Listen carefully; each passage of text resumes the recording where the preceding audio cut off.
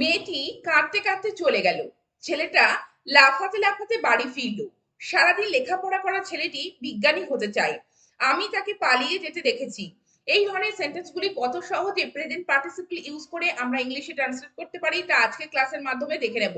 তো welcome everybody, welcome to my channel টুসি English coaching. সবাইকে বলবো প্রথম থেকে ক্লাসটি মনোযোগ সহকারে করতে। আর আজকে যারা চ্যানেলে প্রথম রয়েছে এবং এখন অবধি যারা চ্যানেলটিকে সাবস্ক্রাইব করনি তারা অবশ্যই চ্যানেলটিকে সাবস্ক্রাইব করে প্রতিনিয়ত এই ধরনের ইম্পর্টেন্ট এবং ইন্টারেস্টিং ক্লাস করতে থাকুন। তো প্রিভিয়াস ক্লাসে আমি প্রেজেন্ট পার্টিসিপল কি সে সম্পর্কে আলোচনা করেছি এবং প্রেজেন্ট পার্টিসিপল কোথায় কিভাবে ইউজ করতে হবে সেটি সম্পর্কেও কিন্তু আলোচনা হয়েছে। তো যারা প্রিভিয়াস ক্লাসটি দেখোনি তারা অবশ্যই প্রিভিয়াস ক্লাসটি দেখে নিও, তাহলে এই ক্লাসটি করতে তোমাদের সুবিধা হবে। তো চলো আজকে প্রথম সেন্টেন্সটি কি রয়েছে আমরা দেখিনি।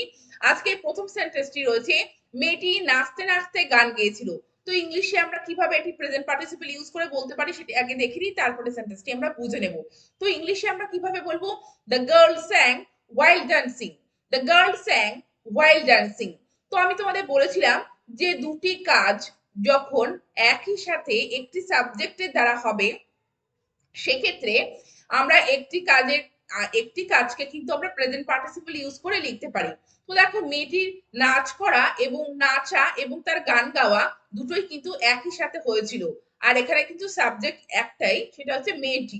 তো দেখো সেই জন্য গান গেয়েছিল পাস্টে রয়েছে, সেই জন্য দ্য গার্ল স্যাং ওয়াইল ডান্সিং। তো ডান্সিং এই যে শব্দটা দেখছো এটা কিন্তু প্রেজেন্ট পার্টিসিপল ইউজ করে বলা হয়েছে, লেখা হয়েছে।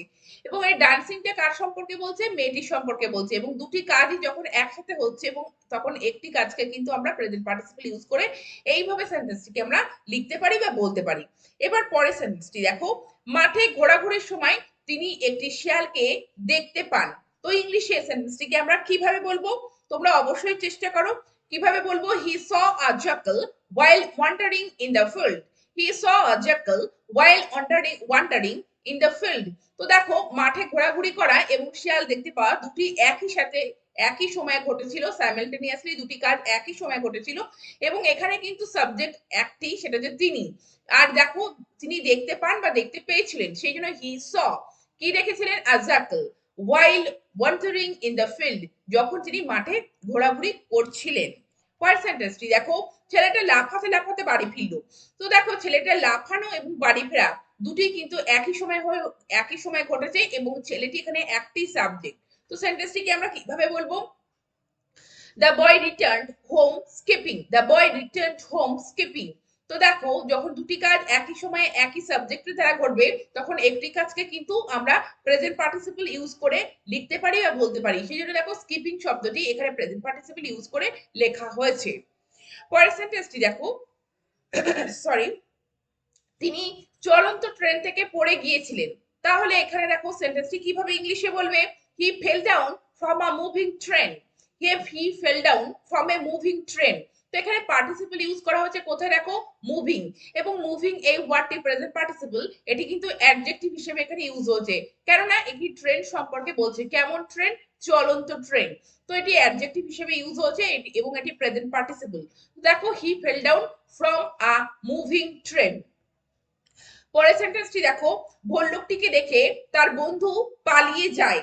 তো দেখো সেন্টেন্সটিকে কিভাবে বলবে, seeing the bear his friend fled, বা তোমরা এটাও বলতে পারো যে ran away.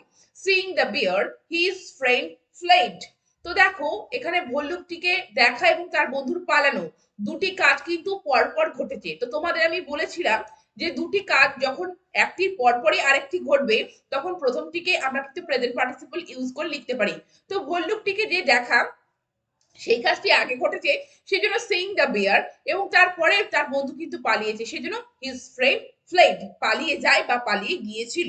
পরের সেন্টেন্সটি দেখো, শব্দ শুনে লোকটা জেগে উঠলো। তাহলে আগে শব্দ শুনেছিল তারপরে লোকটি জেগে উঠেছিল, তাহলে কি করে বলবে, hearing the sound the man woke up. Hearing the sound the man woke up. এখানে দেখো ওই যে হিয়ারিং এই যে শব্দটি এখানে present participle sorry present participle হিসেবে ইউজ হয়েছে।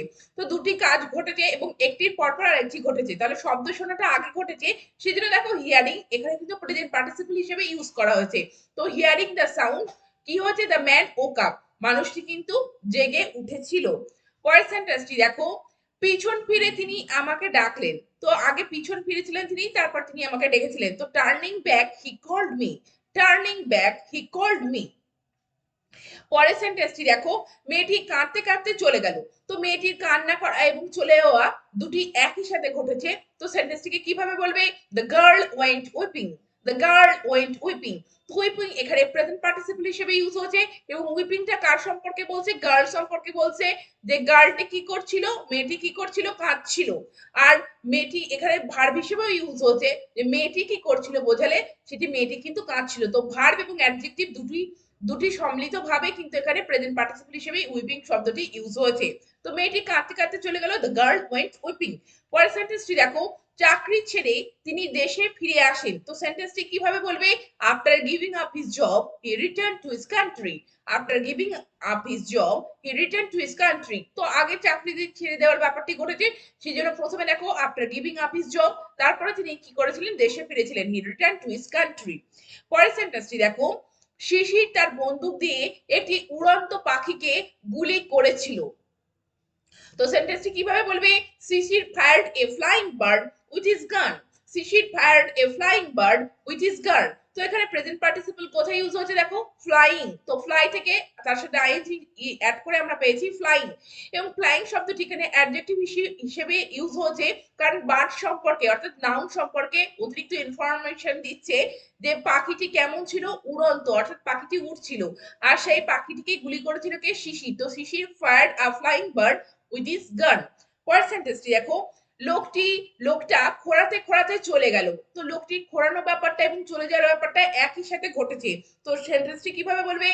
The man went away limping, the man went away limping. তোমাদের আগেই বলেছি যে দুটি কাজ একই সাথে ঘটলে এবং একটি সাবজেক্ট থাকলে একটি ভার্বকে আমরা কিন্তু প্রেজেন্ট পার্টিসিপল ইউজ করে লিখতে পারি।